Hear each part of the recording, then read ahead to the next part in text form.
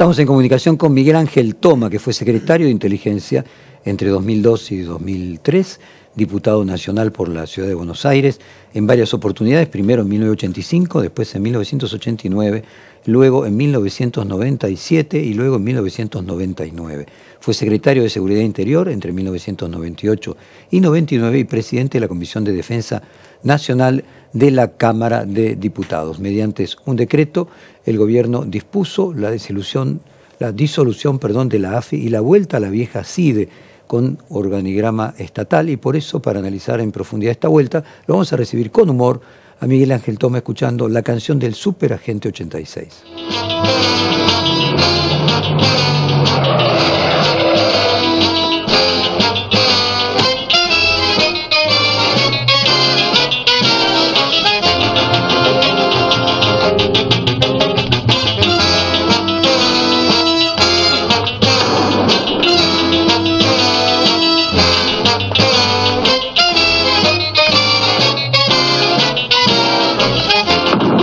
Muy buenos días, Miguel Ángel Toma. Jorge Fontevecchia lo saluda. Primero, su visión general de esta vuelta de la vieja CIDE y los cambios que está introduciendo el gobierno sobre el área de inteligencia. Bueno, buen día, Jorge. Un gusto. Básicamente yo le diría que no debiera tratarse de una cuestión semántica, ¿sí? Es decir, no significa nada un cambio de nombre. Acá lo que hay que cambiar es la orientación, la estructura y el funcionamiento del sistema de inteligencia en la Argentina.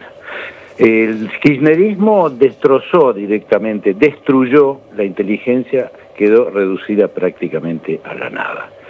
Durante el gobierno de Mauricio Macri esperábamos una reconstrucción del sistema, lamentablemente no lo hubo, siguieron estando mucha gente vinculada a esa estructura anterior.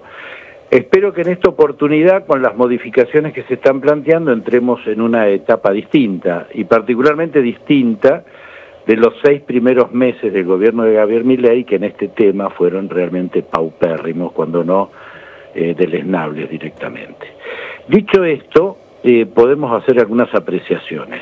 Primero y principal, respecto del nuevo organigrama, de la construcción de 4 áreas descentralizadas. Bueno, podrá discutirse si podría haberse hecho de otra manera, pero básicamente apuntan a las áreas que debe enfrentar una actividad de inteligencia, la problemática externa e interna, la contrainteligencia, o ahí se le llama asuntos internos, y fundamentalmente lo que me parece un hallazgo es la inclusión de un área de ciberseguridad, Jorge, o de ciberinteligencia.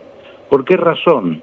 Por 2 razones. Primero, porque hoy por el desarrollo de la tecnología existe una enorme cantidad de información en la web, pero no en la web a la que usted o yo ingresamos cuando prendemos nuestra computadora, sino a la dark web o la deep web, esto es, las estructuras más profundas de la web, que habitualmente las utiliza el crimen organizado, el terrorismo, la trata, etcétera, para el narcotráfico, por cierto, para intercambiar información, comunicarse, etcétera. Ahí hay mucho elemento como para producir inteligencia. Y además, Jorge, porque en el mundo moderno las guerras cibernéticas tienen ya un rol sustancial. Y la Argentina ya ha vivido varios ataques informáticos, recientemente uno que ingresó, por ejemplo, en la base de datos del RENAPER. Consecuentemente, es actividad de inteligencia también proteger nuestras bases de datos, que son elementos estratégicos para cualquier país. Simplemente con ver lo que pasó recientemente en Estados Unidos, en el mundo, cuando un servidor de Google quiso ser actualizado y terminó en una catástrofe que impidió los vuelos y generó una serie de problemas. Yo creo que esto es fundamental. La segunda cuestión que espero se dé es la profesionalización de esta estructura. ¿Por qué? Porque la AFI, ahora llamada CIDE, que se heredó, está absolutamente perforada por agentes extranjeros, por un lado, cuando no por militancia rentada. Y cuando digo agentes extranjeros, digo estructuras de inteligencia de Cuba, de Venezuela, básicamente, que han tenido un rol protagónico en la protección, cuando no en la complicidad de determinados hechos, como ocurrió, por ejemplo, cuando ingresó a la Argentina el avión venezolano-iraní, donde el jefe mismo de la inteligencia argentina salió a decir que se trataba de un vuelo de entrenamiento, cuando el piloto de esa máquina era un miembro de la Fuerza del Quds, Jorge, y la Fuerza del Quds fue determinante en la voladura, tanto de la Embajada de Israel como de la AMIA, porque es la estructura de operaciones externas de la inteligencia iraní en función de los actos terroristas. Todo eso hemos heredado, podríamos poner 10 ejemplos. Me parece bien, y termino con el tema personal, que me parece importante, es la búsqueda de la profesionalización. Tanto en el área de exterior como en interior, hay dos personas que han servido bajo mi conducción en su momento. Alejandro Colombo, durante mi gestión en la Secretaría, era mi delegado, el delegado de la estructura en España, por ejemplo. Es un hombre de larga experiencia en materia de inteligencia. Lo mismo con Alejandro Secati, un hombre de la Policía Federal, para las cuestiones, para la inteligencia interna. También fue miembro de mi custodia cuando yo era secretario de Seguridad. O sea, los conozco muy bien, es gente muy valiosa. Y también tengo que reivindicar que en la formación de los cuadros de inteligencia a través de la Escuela Nacional de la Inteligencia, que es la ENI, han puesto al Tata Joffre, ¿no? Un periodista, un historiador de nota, con antecedentes académicos. Me parece que este es un buen camino, en principio ojalá se profundice. Aquí le quieren preguntar, Miguel Ángel, primero Alejandro Gomel y después Elizabeth Pejer. ¿Cómo le va, Tomás? Muy buenos días. Hay una discusión, una polémica en Ciudadanos acerca de los fondos reservados, ¿no? Que sí, se le están dando a esta nueva organigrama que nuevamente se vuelve a llamar CIDE. ¿Cómo se tiene que manejar esto? También hay una polémica por la comisión, ¿no? Que tiene que fiscalizar justamente esto. ¿Cómo se tiene que manejar? ¿Está bien que se le den estos fondos a la CIDE? ¿Cómo tiene que ser el control?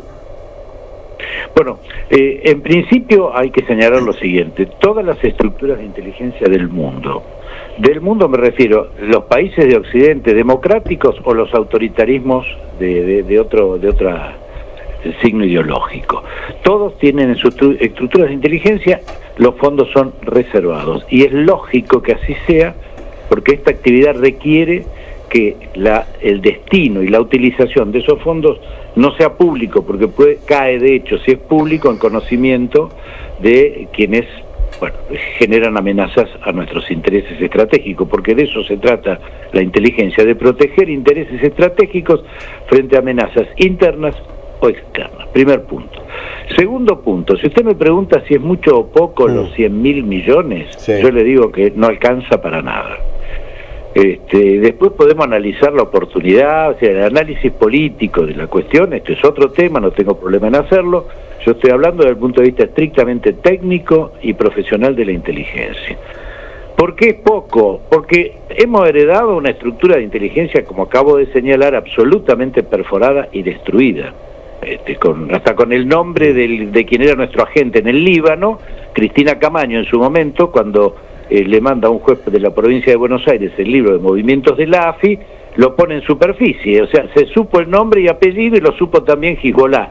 Si no lo sacaban rápidamente, ese señor hoy estaba muerto. Pero ese era el nivel de destrucción. Consecuentemente, el costo de reconstruir semejante destrucción es altísimo, en primer lugar. Y en segundo lugar, hay un tema que no lo dije al principio, pero lo agrego ahora, que es el tercer área descentralizada que se creó, que es la de ciberinteligencia.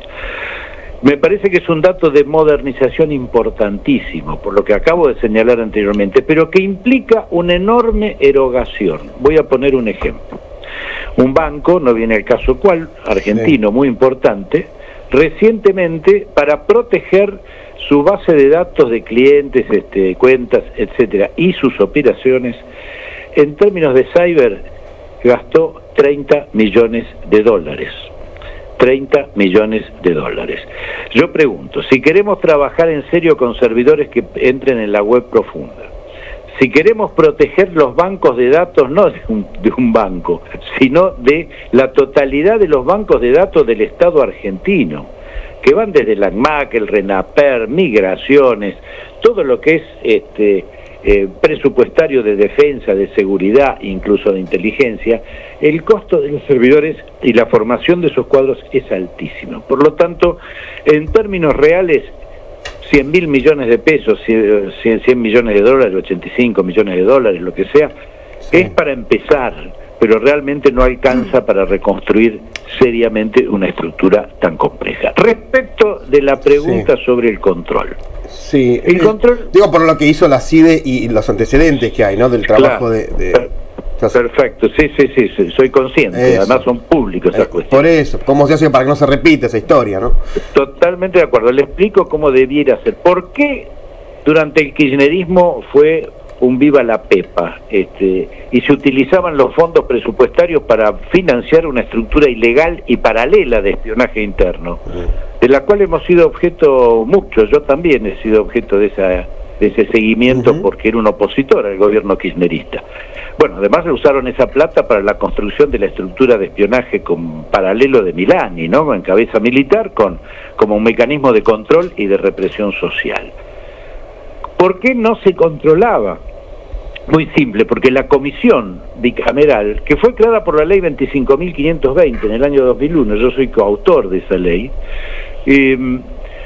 determinó que la composición de esa comisión tenía 7 senadores, 7 diputados, y que iban a estar representados en eso las mayorías y minorías parlamentarias de ambas cámaras. Como el kirchnerismo tenía mayoría, porque entre senadores y diputados sumaba más de 7 miembros sobre 14, esa comisión se convirtió en una suerte de escribanía que daba fe de todos los desaguisados que se hacían desde la estructura del Ejecutivo en estas operaciones de espionaje interno y de olvido de la inteligencia.